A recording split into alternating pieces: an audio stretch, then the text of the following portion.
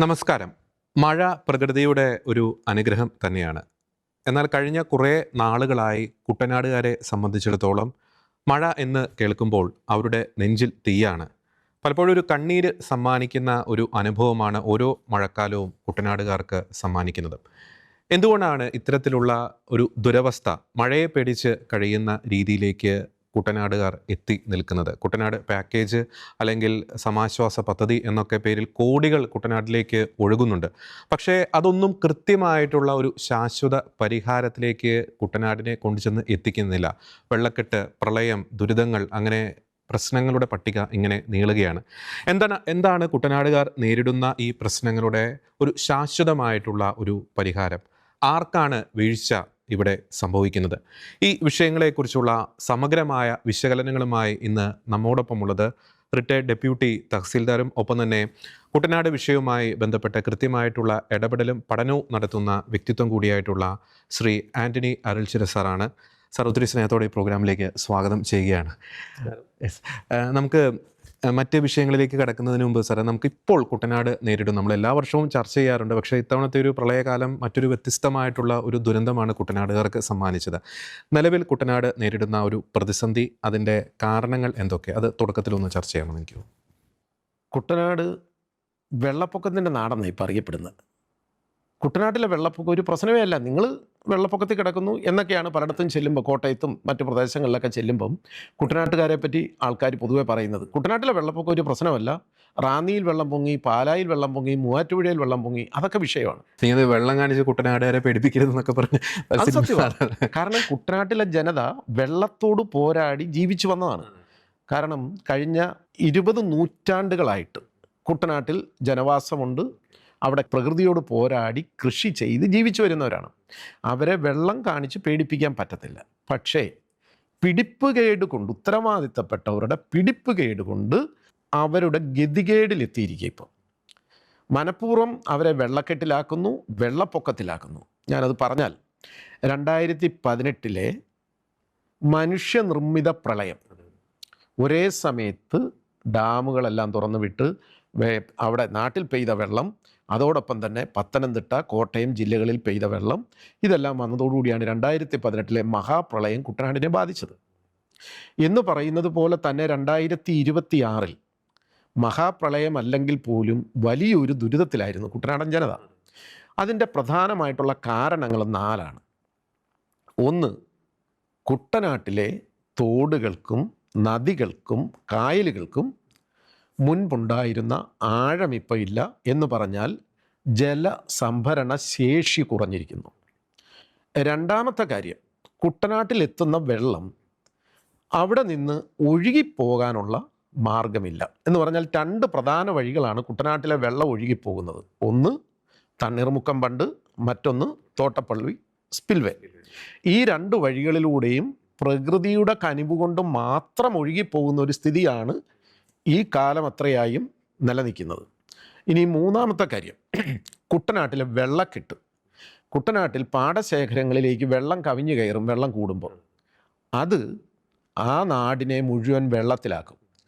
ആറ്റിലെയും കായലിലെയും വെള്ളം കുറഞ്ഞാലും പാടശേഖരങ്ങളിൽ കയറുന്ന വെള്ളം ഒരിക്കലും ഇറങ്ങിപ്പോകുന്നില്ല. ആഴ്ചകളും മാസങ്ങളും കുട്ടനാടിനെ വെള്ളക്കെട്ടിലാക്കുന്നതിൻ്റെ പ്രധാന കാരണം ഈ കവിഞ്ഞു കയറുന്ന വെള്ളമാണ്. ഇത് ഒരു പാടശേഖരത്തെ മാത്രമല്ല നശിപ്പിക്കുന്നത്, അവിടുത്തെ വീടുകളെ നശിപ്പിക്കുന്നുണ്ട്, അതുപോലെ തന്നെ സ്ഥാപനങ്ങളെ നശിപ്പിക്കുന്നുണ്ട്, റോഡുകൾ മുഴുവൻ നശിപ്പിക്കുക, ജീവിതത്തെ മൊത്തം മോശമായിട്ട് ബാധിക്കും. ഇനി അടുത്ത പ്രധാനപ്പെട്ട ഒരു കാര്യം, 2 or 3 മഴ പെയ്താൽ നമ്മുടെ ഡാമുകളൊക്കെ തുറന്നു വിടണം. പത്തനംതിട്ടയിലുള്ള ഡാമൊക്കെ തുറന്നു വിടും. ഇത് 172 കിലോമീറ്റർ നീളത്തിൽ ഒഴുകുന്ന പമ്പാ നദിയിലൂടെ ഒഴുകി കുട്ടനാട്ടിലാണ് വന്ന് പതിക്കുന്ന ഈ വെള്ളം മുഴുവൻ. ഈ ഡാമുകൾ 4 ദിവസത്തെ മഴ കൊണ്ട് നിറയുന്നുണ്ടെങ്കിൽ എന്തുകൊണ്ടാണെന്ന് പഠിക്കണ്ടേ? വർഷങ്ങൾക്ക് മുമ്പേ ഇവിടെ പഠനം നടത്തി പറഞ്ഞിട്ടുണ്ട്, നമ്മുടെ ഡാമുകളുടെ സംഭരണശേഷി കുറഞ്ഞിട്ടുണ്ടെന്ന്. ഈ സംഭരണശേഷി കുറവുണ്ടായിട്ട് യാതൊരു കാര്യങ്ങളും ഇതുവരെ ചെയ്യുന്നില്ല. അതുകൊണ്ടാണ് 4-ാം ദിവസം മഴ പെയ്ത് 4-ാം ദിവസം പത്തനംതിട്ടയിൽ മഴ പെയ്താൽ 4-ാം ദിവസം ഡാം തുറക്കും.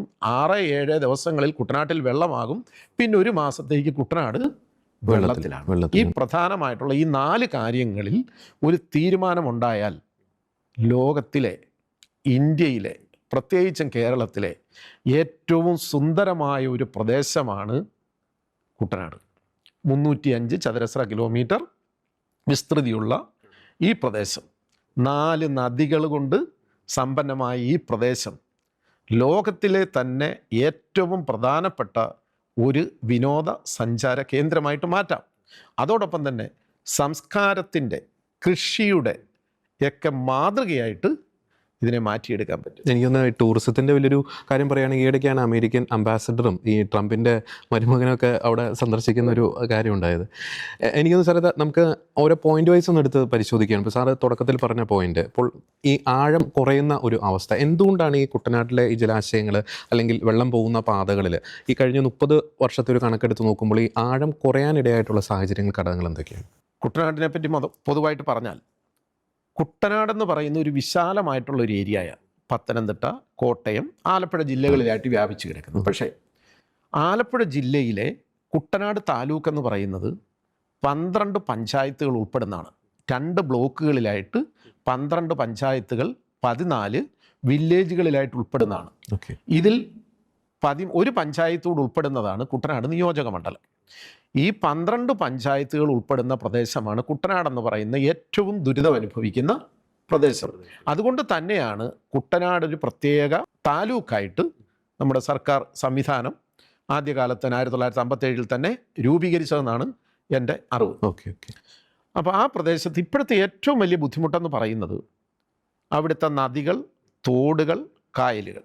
ഏറ്റവും വിശാലമായ 2000 ചതുരശ്ര കിലോമീറ്ററിലധികം വിസ്തൃതിയുള്ളതാണ് നമ്മുടെ വേമ്പനാട് കായൽ. അതിൻ്റെ ആഴത്തെ പറ്റി പറഞ്ഞാൽ 35-40 വർഷങ്ങൾക്ക് മുൻപ് 9 മീറ്റർ ആയിരുന്നു അതിൻ്റെ ആവറേജ് ആഴം. ഇപ്പോൾ അതിൽ നിന്ന് അതിൻ്റെ 1/3 കുറഞ്ഞിട്ടുണ്ടെന്നാണ് പഠനങ്ങൾ പറയുന്നത്. നമ്മളിപ്പോൾ വള്ളത്തേലോ അല്ലെ ബോട്ടേലോ ഒക്കെ പോകുമ്പം നമുക്ക് തന്നെ അളന്ന് നോക്കാൻ പറ്റും കായലിൻ്റെ ആഴങ്ങൾ. ചെറിയ വള്ളത്തേൽ പോയാൽ നമുക്ക് കണ്ടെത്താൻ പറ്റുന്ന മറ്റൊരു കാര്യമുണ്ട്. കായലിൻ്റെ അടിത്തട്ടിൽ തെളിച്ചമുള്ള ദിവസങ്ങളിൽ കായലിലൂടെ സഞ്ചരിച്ചാൽ കായലിൻ്റെ അടിത്തട്ടിൽ 1.5-2 മീറ്റർ താഴത്തെ ആയിട്ട് ഒരുതരം പച്ച പുല്ല് വളർന്നു വരുന്നുണ്ട്. എന്ന് പറഞ്ഞാൽ അതിൻ്റെ അർത്ഥം ഒരു ചതുപ്പ് പ്രദേശമായിട്ട് നമ്മുടെ വേമ്പനാട് കായലിൻ്റെ ചില ഭാഗങ്ങൾ മാറുന്നു. എന്തുകൊണ്ട് കായലിൽ ചില അപകടങ്ങൾ ഉണ്ടാകുമ്പോൾ ഈ വ്യക്തികളുടെ ബോഡി അവിടെ നഷ്ടപ്പെട്ടാൽ അത് തിരിച്ചെടുക്കാൻ പോലും പറ്റാതാകുന്നുണ്ട്. ഈ ചതുപ്പിലേക്ക് ആണ്ടുപോയാൽ പലതും കിട്ടത്തില്ല, തിരിച്ചെടുക്കാൻ പറ്റാതെ വരും. അപ്പം ഭാവിയിൽ ഈ ചിന്താഗതിയോടുകൂടി നമ്മുടെ ഭരണവർഗം മുന്നോട്ട് പോയാൽ ഉറപ്പായിട്ടും പറയാം, വേമ്പനാട് കായലിൻ്റെ ഒരു ഭാഗം വെറും ചതുപ്പായി മാറും. ഒന്നത് 3/1 കുറഞ്ഞിട്ടുണ്ടെന്നാണ് പറയുന്നത് ഇതിൻ്റെ ആഴം. ഇതിൻ്റെ ആഴം ഇവിടെ ചരലല്ല. ഈ ആഴം കൂട്ടണമെന്ന് പറഞ്ഞാൽ ഉടനെ എല്ലാവരും പറയുന്നത് എന്താണെന്നറിയോ? മണല് വാരലെന്നാണ്. ഈ ഒരു തെറ്റിദ്ധാരണ തന്നെ മാറ്റണം. 30-40 വർഷങ്ങൾക്ക് മുമ്പ് എന്തായിരുന്നു കുട്ടനാട്ടിലെയും വേമ്പനാട് കായലിൻ്റെയും നദികളുടെയൊക്കെ അവസ്ഥ, അതിൻ്റെ ആഴം എന്തായിരുന്നു, അത് പുനഃസ്ഥാപിക്കുകയാണ് ചെയ്യേണ്ടത്. മണ്ണ് വാരാനായിട്ട് ആരും നിർബന്ധിക്കുന്നില്ല. ഇവിടെ കുട്ടനാട്ടിലെ നദികളിലും വേമ്പനാട്ട് കായലിലും മണ്ണല്ലുള്ളത്. അവിടെ ഇപ്പം നടക്കുന്ന അശാസ്ത്രീയമായ മണലെടുപ്പ് പോലും, ഡ്രഡ്ജ് ചെയ്യുന്നുണ്ടെന്ന് പറഞ്ഞാൽ പോലും അത് ആഴങ്ങളിലുള്ള മണ്ണാണ് എടുത്തുകൊണ്ട് പോകുന്നത്. മുകൾ തട്ടിൽ അല്ലെ ഇടത്തട്ടിൽ കിടക്കുന്ന ഈ ചെളിയും അതുപോലെ തന്നെ ചതുപ്പും പ്ലാസ്റ്റിക്കും മറ്റു മാലിന്യങ്ങളും അവിടെ നിലനിർത്തുകയാണ്. ഇതൊരു തരം കോൺക്രീറ്റ് അവസ്ഥയിലായിട്ട് വെള്ളം താഴേക്ക് ഊർന്നിറങ്ങാൻ പറ്റാത്ത ഒരു സാഹചര്യമാണ് കുട്ടനാട്ടിൽ നിലനിൽക്കുന്നത്. അതുകൊണ്ട് തന്നെയാണ് കുട്ടനാട്ടിൽ വെള്ളം വന്നാൽ ഉടനെ വെള്ളപ്പൊക്കം ഉണ്ടാകുന്നത്. കാരണം പണ്ടുണ്ടായിരുന്നതിനേക്കാളും 6-7 അടി വെള്ളം ഉയർന്നാണ് ഇപ്പം ഇതിൽ സംഭരിക്കപ്പെടുന്നത്. താഴത്തെ ഇത്രയും സ്ഥലം സംഭരിക്കാനില്ലാത്തൊരവസ്ഥയായി. ഇത് തന്നെയാണ് ആറുകളിലും സംഭവിക്കുന്നത്. കഴിഞ്ഞ ആഗസ്റ്റ് മാസം പറയുകയാണെന്നുണ്ടെങ്കിൽ ആഗസ്റ്റ് മാസം 5-ാം തീയതിയിൽ നിന്ന് 4.5 അടി മുതൽ 5 അടി വരെ വെള്ളത്തിൻ്റെ ലെവൽ ഇപ്പോൾ കുറഞ്ഞിട്ടുണ്ട്. ഈ ലെവലിലേ നിൽക്കത്തുള്ളായിരുന്നു കുട്ടനാട്ടിൽ കഴിഞ്ഞ മാസം ആഗസ്റ്റ് 5-ന് നല്ല വെള്ളം ഉണ്ടായിരുന്ന സമയത്ത്. കാരണം എന്തായിരുന്നു? ആവശ്യത്തിന് ഈ അടിത്തട്ട് മാറ്റം വരുത്തിയിരുന്നെങ്കിൽ, ഈ ചതുപ്പ് അവിടുന്ന് എടുത്ത് മാറ്റിയിരുന്നെങ്കിൽ, ഊളയും പ്ലാസ്റ്റിക്കും ഈ കോൺക്രീറ്റ് തലത്തിൽ കിടക്കുന്ന ഐറ്റങ്ങൾ മാറ്റിയിരുന്നെങ്കിൽ, ആഴം പുനഃസ്ഥാപിച്ചിരുന്നെങ്കിൽ തീർച്ചയായിട്ടും ഇത് മാറ്റം വരുമായിരുന്നു. അതിതുവരെ സംഭവിച്ചിട്ടില്ല. അതാണ് ഒന്നാമതായിട്ട് കുട്ടനാട്ടിൽ ചെയ്യേണ്ടത്. മണ്ണ് വാരാനല്ല കുട്ടനാട്ടുകാർ പറയുന്നത്. ഒരു ശാസ്ത്രീയ പഠനങ്ങളും അതിനുവേണ്ടി പറയുന്നില്ല. നമ്മുടെ നിയമസഭാ സമിതി പോലും വേമ്പനാട് കായലിനെ പറ്റിയൊക്കെ പറയുന്നതിൻ്റെ അകത്ത് ഇതിൻ്റെ ആഴം വർദ്ധിപ്പിക്കണമെന്ന് പറയുന്നുണ്ട്.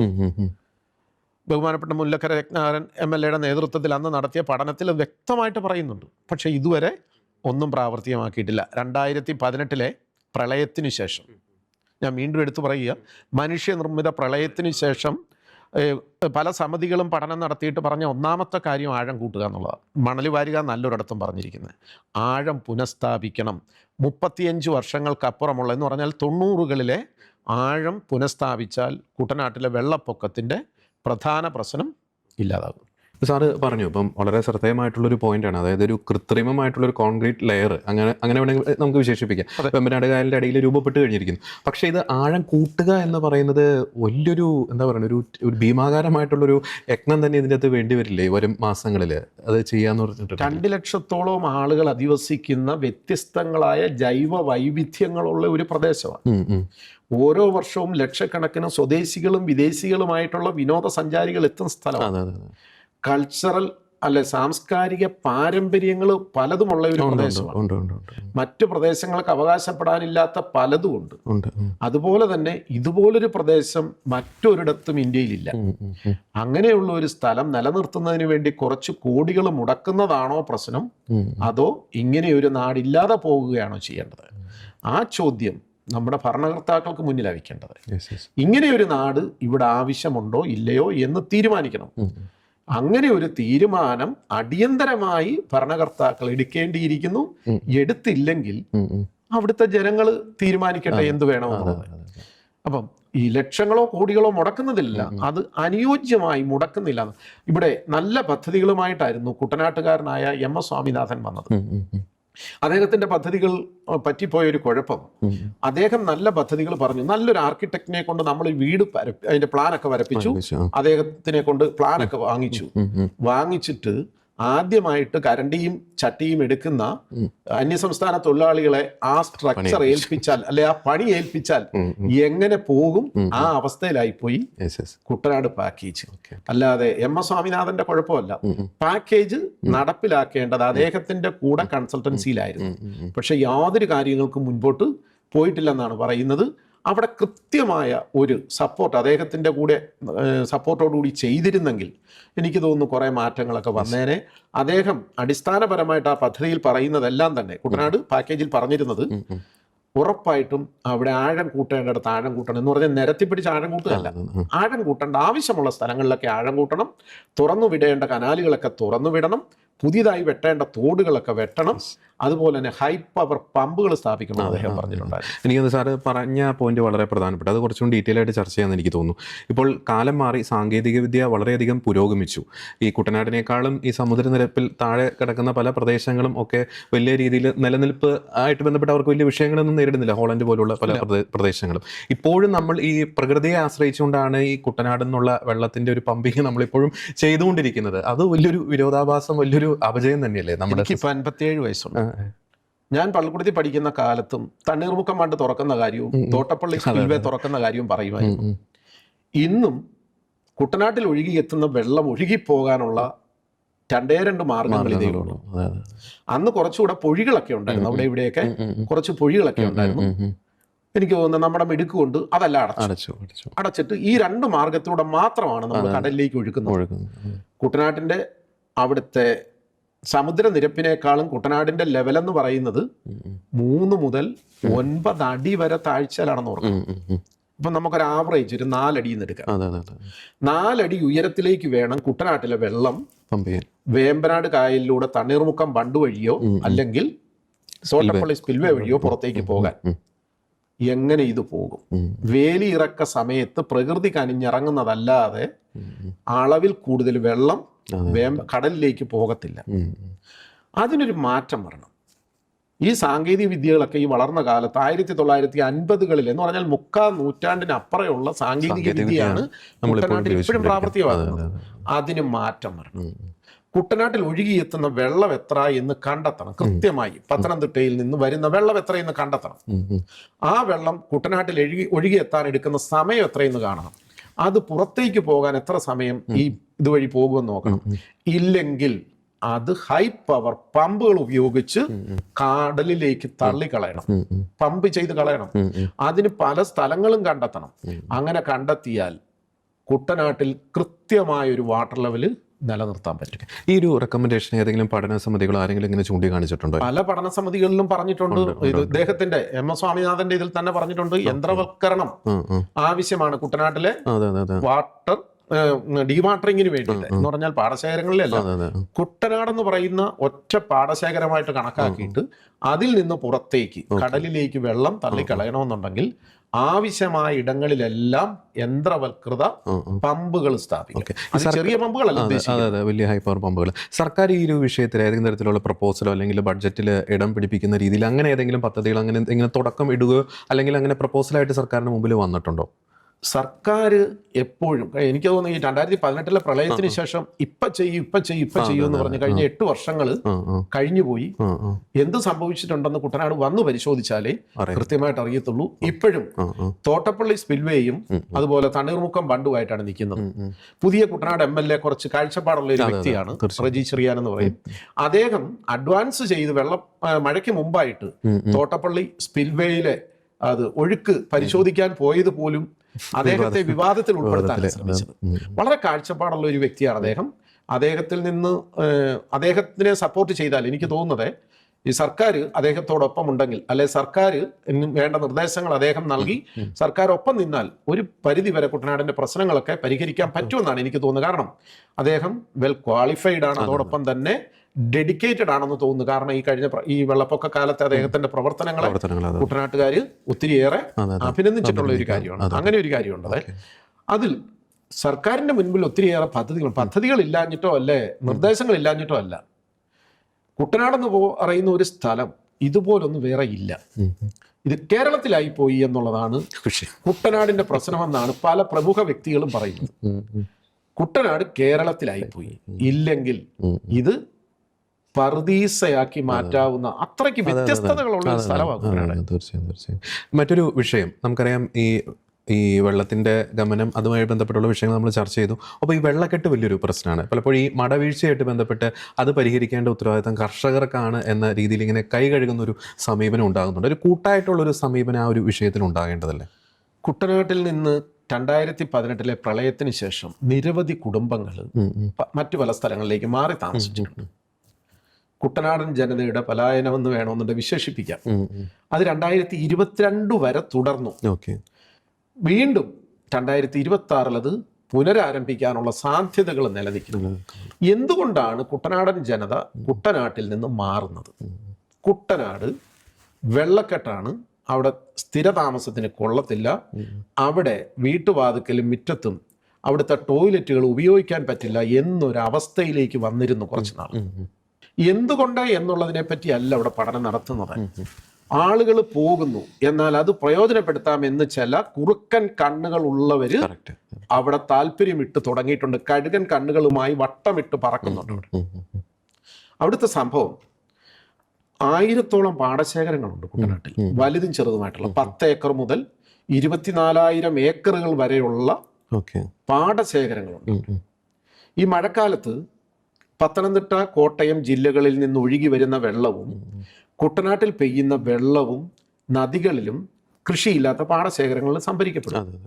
പത്തനംതിട്ടയിൽ നിന്ന് വരുന്ന കോട്ടയത്തു നിന്ന് വരുന്ന വെള്ളം തിങ്ങി ഒഴുകി വന്നു കഴിയുമ്പോൾ പലപ്പോഴും പാടശേഖരങ്ങളുടെ പുറം ബണ്ടിന് മുകളിലെത്തും.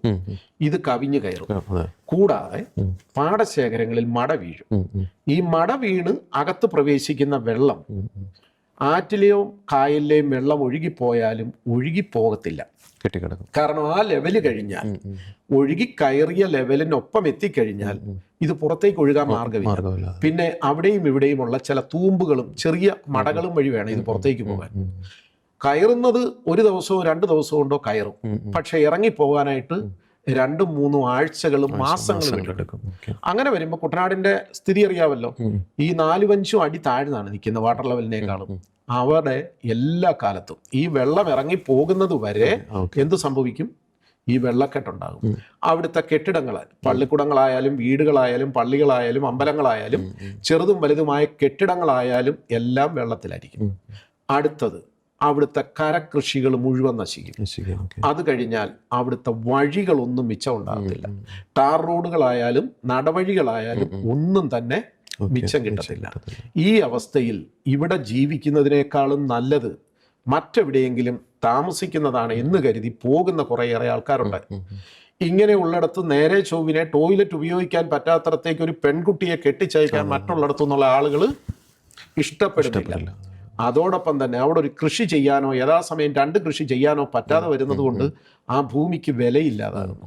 എന്ത് സംഭവിക്കുന്നു? ഇത് ആൾക്കാരെ ഇവിടുന്ന് മാറി താമസിക്കാൻ നിർബന്ധിതരാക്കുന്നുണ്ട്. താല്പര്യത്തോടെ പോകുന്നതല്ല പലരും, അവർ നിർബന്ധിതരാകുകയാണ്. ജീവിതം കരിപ്പിടിപ്പിക്കാൻ വേണ്ടിയിട്ട്, മക്കൾക്ക് വേണ്ടിയിട്ട്. അവർക്കൊന്നും പോകാൻ താല്പര്യം ഉണ്ടായിട്ടല്ല.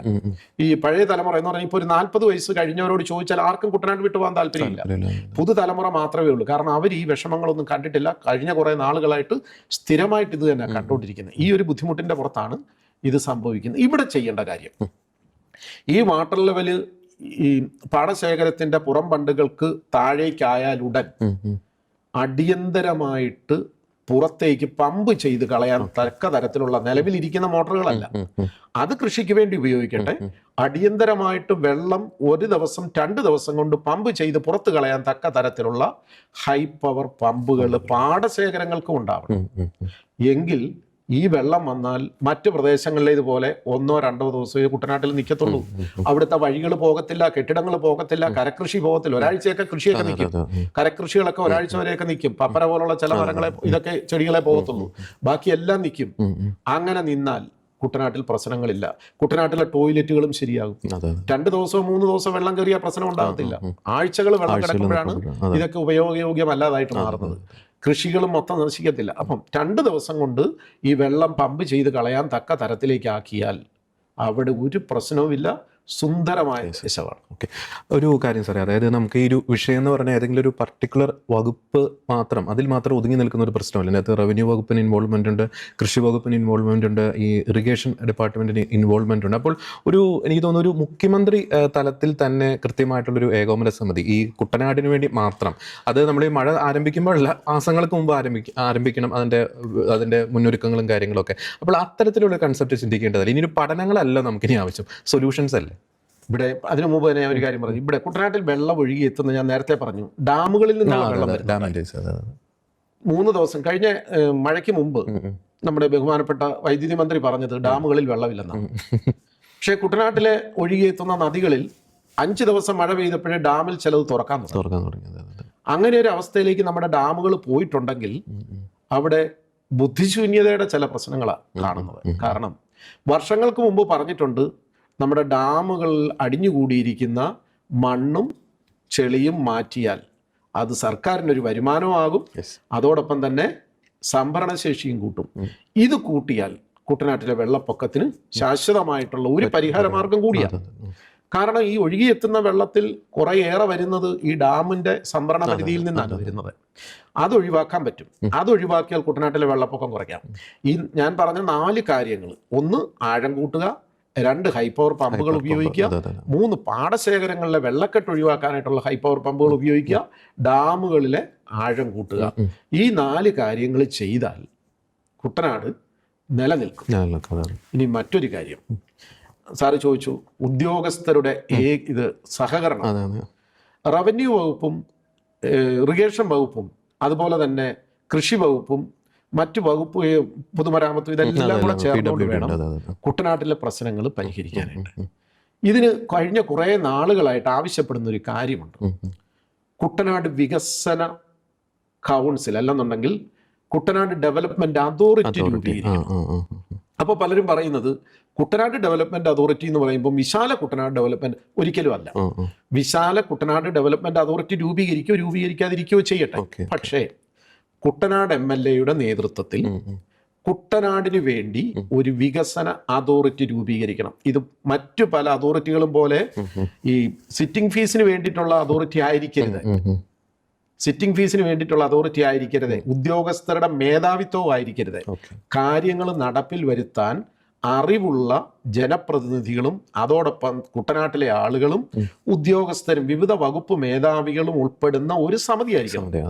ഈ സമിതിക്ക് അടിയന്തര തീരുമാനം എടുക്കാനുള്ള കഴിവുണ്ടായിരിക്കണം.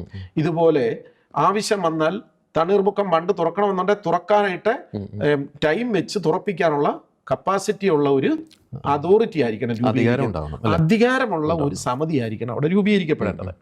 അതോടൊപ്പം തന്നെ മറ്റൊരു കാര്യം, ഈ സമിതിക്ക് പ്രവർത്തന സ്വാതന്ത്ര്യത്തോടൊപ്പം തന്നെ ഉത്തരവാദിത്വം ഉണ്ടായിരിക്കണം. ആലപ്പുഴ ജില്ലാ കളക്ടറും അതുപോലെ തന്നെ പുഞ്ച സ്പെഷ്യൽ ഓഫീസറും പൊതുമരാമത്തിൻ്റെ ജില്ലാ ഉദ്യോഗസ്ഥനും ഇറിഗേഷൻ്റെ ജില്ലാ ഉദ്യോഗസ്ഥരും പുഞ്ച സ്പെഷ്യൽ ഓഫീസറും കൃഷിയുടെ അസിസ്റ്റന്റ് ഡയറക്ടർമാരും ജില്ലാ ഓഫീസർമാരും എല്ലാ വിഭാഗം ജില്ലാ ഓഫീസർമാരും ഉൾപ്പെടുന്ന ന്യായമായി ഉദ്യോഗസ്ഥ പ്രതിനിധികളോടൊപ്പം തന്നെ ജനപ്രതിനിധികളും കർഷക പ്രതിനിധികളും കുട്ടനാടിൻ്റെ പ്രതിനിധികളും ഉൾപ്പെടുന്ന TA ഒന്നും കൊടുക്കാത്ത കുട്ടനാടിനോട് താല്പര്യമുള്ള ഒരു വികസന കൗൺസിൽ രൂപപ്പെടണം. ആ കൗൺസിൽ മാത്രമേ കുട്ടനാടിനെ രക്ഷിക്കാനായിട്ട് പറ്റത്തുള്ളൂ. അതിന് മറ്റു ചട്ടക്കൂടുകളും കാര്യങ്ങളും നിയമങ്ങളൊക്കെ നോക്കി മുന്നോട്ട് പോയാൽ ഒരു കാലത്തും ഇത് നിയമിക്കപ്പെടില്ല. വിശാല കുട്ടനാടിന് വേണ്ടിയിട്ട് മറ്റൊന്നുണ്ടായിക്കോട്ടെ, കുഴപ്പമില്ല. പക്ഷേ കുട്ടനാടിൻ്റെ ഈ പ്രശ്നങ്ങൾ തീരണമെന്നുണ്ടെങ്കിൽ ഇത് വേണം. ഇനി സാറ് ചോദിച്ചതുപോലെ ഉദ്യോഗസ്ഥരുടെ സഹകരണത്തിൽ ഇപ്പോഴത്തെ കൃഷി ഉദ്യോഗസ്ഥരെന്ന് പറയുന്നത് അവർക്ക് കൃഷിയിൽ അവർ വളരെ പ്രാവീണ്യം നേടിയവരും ഡിഗ്രിക്കാരും PhD-ക്കാരൊക്കെ പലർക്കും ഉണ്ട്. ഹൈ ലെവൽ എന്ന് പറഞ്ഞാൽ ഗസറ്റ് ഓഫീസർ റാങ്കുകളൊക്കെ കൊടുക്കുന്ന എല്ലാ ഡിപ്പാർട്ട്മെന്റിലെയും കാര്യം ഞാൻ പറയുന്നത്. പക്ഷേ ഇപ്പൊ അവർ ചെയ്യുന്നത് വെറും ഒരു ക്ലർക്ക് 10ാം ക്ലാസ്സുകാരൻ ചെയ്യുന്ന ജോലിയാണ് അവർ ചെയ്യുന്നത്. അതിനുവേണ്ടി അവർക്ക് ഇത്രയും വലിയ ശമ്പളം കൊടുക്കേണ്ട കാര്യമുണ്ടോ? ഇനി മറ്റൊന്ന്, ഇറിഗേഷൻ ഡിപ്പാർട്ട്മെന്റിലും ഒത്തിരി ഉദ്യോഗസ്ഥരെ വെച്ചിട്ടുണ്ട്. ഇറിഗേഷൻ ഡിപ്പാർട്ട്മെന്റിലെ ഉദ്യോഗസ്ഥർ എത്ര പേര് അവിടുത്തെ നദികളും തോടുകളുടെയും ആഴം കുറയുന്നുണ്ടെന്ന് പരിശോധിക്കുന്നു, അല്ലെ അതിൻ്റെ വീതി കുറയുന്നുണ്ടെന്ന് പരിശോധിക്കുന്നു, അല്ലെ അവിടുത്തെ ഒഴുക്ക് തടസ്സപ്പെടുന്നുണ്ടെന്ന് പരിശോധിക്കുന്നതിന് എത്ര പേരുണ്ട്? ഇതൊന്നും സംഭവിക്കുന്നില്ല. കൃഷിക്ക് എന്ത് മെച്ചമാണ് ഈ ഉദ്യോഗസ്ഥരെ കൊണ്ട് ഉണ്ടാകുന്നത്? ഇതൊക്കെ പഠനം നടത്തണം. സോഷ്യൽ ഓഡിറ്റിംഗ് നടക്കണം. കാരണം കുട്ടനാട് പോലുള്ള ഒരു പ്രദേശത്ത് കുട്ടനാടിനെ സ്നേഹിക്കുന്ന കുറെ ഉദ്യോഗസ്ഥരെ വേണം നിയോഗിക്കാൻ. അല്ലാതെ ഇതൊരു ഡംപിങ് സ്റ്റേഷനായിട്ട് പണ്ടൊക്കെ റവന്യൂ ഡിപ്പാർട്ട്മെന്റ് പറയുമായിരുന്നു, കുട്ടനാട് താലൂക്കിലേക്ക് നിയോഗിക്കുക എന്ന് പറഞ്ഞു കഴിഞ്ഞാൽ അതൊരു പണിഷ്മെന്റ് ട്രാൻസ്ഫർ ആയിട്ടെന്ന് പറയുമായിരുന്നു പണ്ടൊക്കെ. ഇപ്പോഴല്ല, അന്ന് പറയുമായിരുന്നു. എന്ന് പറഞ്ഞതുപോലെ പല ഡിപ്പാർട്ട്മെന്റുകളും കുട്ടനാടിനെ കാണുന്നത് ഒരു ഡംപിങ് സ്റ്റേഷൻ അല്ലെന്നുണ്ടെങ്കിൽ അവിടെ ഒരു പണിഷ്മെന്റ് പോസ്റ്റ് കിട്ടുന്ന അവസ്ഥ. അതൊരു മാറ്റം വരണം. കുട്ടനാടിനെ അറിയുകയും എന്ന് പറഞ്ഞാൽ കുട്ടനാട്ടുകാരായിരിക്കണമെന്നില്ല, കുട്ടനാടിനെ സ്നേഹിക്കുന്ന ഇടുക്കിക്കാരുണ്ടാകും, വയനാട്ടുകാരുണ്ടാകും, തിരുവനന്തപുരംകാരുണ്ടാകും. പക്ഷെ കുട്ടനാടിൻ എന്ന് പറയുന്ന അതിൻ്റെ സംസ്കാരത്തെയും അതിൻ്റെ പ്രത്യേകതകളെയും അതിനോടൊപ്പം അതിനെ ഉൾക്കൊള്ളാൻ പറ്റുന്ന ഒരു പറ്റം ഉദ്യോഗസ്ഥരെ അവിടെ നിയോഗിക്കണം. അവര് ശമ്പളത്തെക്കാൾ അധികമായിട്ട് ഡെഡിക്കേറ്റഡ് ആയിട്ടുള്ള ആൾക്കാർ, അങ്ങനെ കുറേയേറെ ആൾക്കാരുണ്ട്. ഇല്ലെന്നല്ല ഞാൻ പറയുന്നത്, പൂർണ്ണമായിട്ടും അങ്ങനെ ഇല്ലെന്നല്ല, കുറേയേറെ ആൾക്കാരുണ്ട്. പക്ഷെ അവർക്ക് വേണ്ട സപ്പോർട്ട് വേണ്ടിടത്ത് നിന്ന് കിട്ടുന്നില്ല. അങ്ങനെ സർക്കാരിൻ്റെ ഒരു സപ്പോർട്ടും ഉദ്യോഗസ്ഥരുടെ സഹകരണവും കുട്ടനാട്ടുകാരുടെ ഞങ്ങൾ രക്ഷപ്പെടുമെന്നൊരു തോന്നൽ അവർക്കുണ്ടായാൽ ഒരാൾ പോലും കുട്ടനാട്ടിൽ നിന്ന് പോകത്തില്ല. ഈ കൃഷിയുടെ പ്രത്യേകത അറിയാം. കുട്ടനാട്ടിലെ കൃഷി എന്ന് പറയുന്നത് ഈ 12ഉം 13ഉം അടി ആഴത്തിൽ കുത്തിയെടുത്താണ് അവർ ഈ വെള്ളത്തോട് പോരാടി ഈ ചിറ പിടിച്ച് അവിടെ ഈ കൃഷി ചെയ്യുന്നത്. മലയോര പ്രദേശങ്ങളിലെ അവരുടെ കഷ്ടപ്പാട് മറ്റൊന്ന്. പക്ഷെ കുട്ടനാട്ടിലെ കഷ്ടപ്പാടിന് വേറൊരു തലവാണ്. അത്രയേറെ കഷ്ടപ്പെടുന്ന അവര് ഈ കുട്ടനാട് ഇട്ടിട്ട് പോകാൻ ആഗ്രഹിക്കുന്നില്ല. കുട്ടനാടിന്റെ അവസ്ഥ ഇപ്പം വളരെ ദയനീയമാണ്. കാരണം നെൽകൃഷി ഈ വെള്ളപ്പൊക്കം കൊണ്ട് നശിച്ചുകൊണ്ടിരിക്കുന്നു. പണ്ടുണ്ടായിരുന്ന മത്സ്യസമ്പത്തില്ല. താറാവിന്റെ കാര്യത്തിലാണെങ്കിലും ഗതികേടാണ്. ക്ഷീര കർഷകര് ഇല്ലെന്ന് വേണേ പറയാം. ഈ കന്നുകാലി വളർത്തൽ പണ്ട് ഈ കൃഷി കഴിഞ്ഞാൽ ഒരു പാടശേഖരത്തിൽ ഒരു 50 ഏക്കറുള്ള ഒരു പാടശേഖരത്തിൽ ഒരു 100-150 പശുക്കളായിരുന്നു മേയുന്നത്. ഇന്ന് ഒരെണ്ണം പോയിട്ട് 2 എണ്ണം പോലും കാണാം, 1-2 എണ്ണം പോലും ഇല്ല. കന്നുകാലികൾ പൂർണ്ണമായിട്ട് ഓടുന്നു മാറി. ക്ഷീര കർഷകരുടെ എണ്ണം 10% താഴെയായിട്ട് കുറഞ്ഞിട്ടുണ്ട് കുട്ടനാട്ടിൽ. കാരണം 2018 വെള്ളപ്പൊക്കം കഴിഞ്ഞപ്പോൾ തൊട്ട് വീണ്ടും അത് ഗണ്യമായിട്ട് കുറഞ്ഞു. എന്ന് പറഞ്ഞതുപോലെ താറാവ് കർഷകരുടെ എണ്ണം കുറഞ്ഞു. താറാവ് കർഷകർ 10-1 കുറഞ്ഞു എണ്ണം എന്ന് പറഞ്ഞാൽ രജിസ്റ്റേർഡ് കർഷകരുടെ എണ്ണം തീരെ കുറവാണ്. പിന്നെ അതുപോലെ തന്നെ തെങ്ങ് അവിടെ പണ്ടുണ്ടായിരുന്ന ഫലങ്ങളൊന്നുമില്ല. പണ്ട് എല്ലാ ദിവസവും വലിയ വലിയ വള്ളങ്ങളിൽ ആലപ്പുഴയിലേക്ക് പോകുന്ന തേങ്ങ കയറ്റിക്കൊണ്ട് പോകുന്നവരാണ്. ഇപ്പൊ അതില്ല. പണ്ട് പ്രാദേശികമായിട്ട് നെല്ല് പുഴുക്കും കാര്യങ്ങളൊക്കെ ഉണ്ടായിരുന്നു. ഇന്ന് അതെല്ലാം ഇല്ലാതായി. നെല്ല് സംഭരണവും മറ്റു കാര്യങ്ങൾ പ്രാദേശികമായിട്ട് കുറെ മാറ്റങ്ങൾ അവിടെ വരണം. അതിന് വേണ്ടിയിട്ടുള്ള ഒരു ഇതായിരിക്കണം. അടിസ്ഥാനപരമായിട്ട് അതിന് വേണ്ടുന്നത് ഈ വെള്ളപ്പൊക്കത്തിൽ നിന്നൊരു രക്ഷ. 2 വർഷം സുരക്ഷിതമായിട്ട് ഞങ്ങൾ വെള്ളപ്പൊക്കത്തിൽ ഇല്ല എന്ന് കുട്ടനാടൻ ജനതയ്ക്ക് തോന്നിയാൽ അവർ ഈ പഴയ എല്ലാത്തിലേക്കും തിരികെ വരും.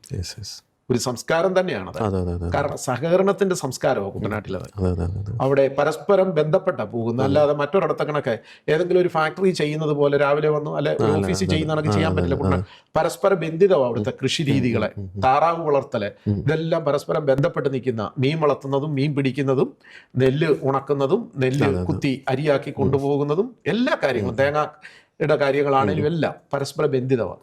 ഈ ബന്ധത്തിന്റെ ഒരു സംസ്കാരം വളർന്നു വന്ന ഒരു നാടായിരുന്നു.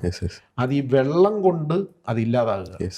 അപ്പോൾ ആ വെള്ളത്തിനൊരു മാറ്റം. തീർച്ചയായും അതാണ് ഏറ്റവും അത്യാവശ്യം. അപ്പോൾ സാറ് പറഞ്ഞതുപോലെ കൃത്യമായിട്ടുള്ള ഒരു ഇടപെടൽ കുട്ടനാടൻ മേഖലയിൽ സർക്കാർ നടത്താൻ സാധിക്കുമെങ്കിൽ എനിക്ക് തോന്നുന്നു പല മേഖലയിലും ഈ ഒരു സ്വയം പര്യാപ്തതയിലേക്ക് നമുക്ക് കേരളത്തിനെ കൊണ്ടുവരാൻ സാധിക്കും. നെൽകൃഷി ആയിക്കോട്ടെ, അല്ലെങ്കിൽ മറ്റ് ഈ താറാവ് കൃഷി, അങ്ങനത്തെ മേഖലയിൽ കുറേ ഒരു സ്വയം പര്യാപ്തതയിലേക്ക് കേരളത്തെ കൊണ്ടുവരാൻ സാധിക്കില്ലേ? കുട്ടനാട്ടിൽ തന്നെ ഒത്തിരിയേറെ കാര്യങ്ങൾ ചെയ്യാൻ പറ്റും. സ്വയം പര്യാപ്തതയിലേക്ക് എത്തുന്നതിൽ യാതൊരു തടസ്സവും ഇല്ല. എടുത്തു പറയാം കുട്ടനാട്ടിൽ. കാരണം കുട്ടനാട്ടിലെ നെൽകർഷകർ, കുട്ടനാട്ടിലെ മാത്രമല്ല കേരളത്തിലെ എല്ലാ പ്രദേശത്തെയും നെൽകർഷകർ ദുരിതത്തിലാണ്. പാലക്കാട്ടുകാർ ഒത്തിരി പേര് നമ്മളുമായിട്ട് ബന്ധപ്പെട്ട് നിൽക്കുന്നതുകൊണ്ടാണ് ഞാൻ പറഞ്ഞത്, ഒത്തിരിയേറെ ദുരിതത്തിലാണ് നെൽകർഷകരെല്ലായിടത്തും. പക്ഷേ ഇവിടെ കഴിഞ്ഞ ദിവസം ഫേസ്ബുക്കിൽ കണ്ടതുപോലെ ഇവിടെ ആവശ്യമില്ലാത്ത ഒരു സാധനമാണ് സിഗരറ്റ്. അത്യാവശ്യമുള്ള ഒരു സാധനമല്ല, പക്ഷേ അത് ഉൽപ്പാദിപ്പിക്കുന്നവരെല്ലാം കോടീശ്വരന്മാരാണ്. ഏറ്റവും അത്യാവശ്യമുള്ള നെല്ല് ഉൽപ്പാദിപ്പിക്കുന്ന ആളുകൾ, കർഷകര് എന്നും കടക്കണിയിലുമാണ്, ആത്മഹത്യയുടെ വക്കിലാണ്. പിന്നെ കുട്ടനാട്ടിലെ ഈ വിശ്വാസത്തിൻ്റെതായിട്ടുള്ള ഒരു പാരമ്പര്യവും, ക്രിസ്ത്യൻ ഹിന്ദു വിശ്വാസത്തിന് പണ്ട് തൊട്ടേ ആഴപ്പെട്ട ഒരു വിശ്വാസികൾ അവിടെ ഉള്ളത്. ഹിന്ദുക്കളാണെങ്കിലും ശരി, ക്രിസ്ത്യൻസ് ആണെങ്കിലും ശരി. അതുകൊണ്ടാണെന്ന് തോന്നുന്നത് അവിടെ ആത്മഹത്യ കുറയുന്നത്. ലക്ഷങ്ങൾ ഓരോ വർഷവും നഷ്ടം വന്നാലും കുട്ടനാട്ടിൽ ആത്മഹത്യ അപൂർവമായിട്ടേ ഉള്ളൂ. കാരണം അത് ഈ വിശ്വാസത്തിന്റെ ഒരു പാരമ്പര്യം ഹിന്ദു ക്രിസ്ത്യൻ സമൂഹത്തിൽ ഇത് തെളിഞ്ഞു നിൽക്കുന്നുണ്ട്. അവിടുത്തെ ഭൂരിപക്ഷം ആളുകൾ ഹിന്ദുക്കളും ക്രിസ്ത്യൻസും ആണ്. ആ രണ്ട് വിശ്വാസത്തിന്റെ പ്രത്യേകതയാണെന്ന് എനിക്ക് തോന്നുന്നത്, ആത്മഹത്യ ഇല്ലാത്ത. അല്ലാതെ മറ്റാരുടെയും പ്രത്യേക പരിഗണനയോ കാര്യങ്ങളോ ഒന്നും കൊണ്ടല്ല. അത് പ്രത്യേകം ശ്രദ്ധിക്കേണ്ട ഒരു കാര്യമാണ്. പക്ഷെ പുതിയ തലമുറ അത് എങ്ങോട്ടേക്ക് പോകുമെന്ന് പറയാൻ പറ്റാത്ത അവസ്ഥയാണ്. കാരണം അവർക്ക് പ്രകൃതിയിൽ വിശ്വസിക്കാനാവാത്ത അവസ്ഥയാണ് അവർ കാണുന്നത്.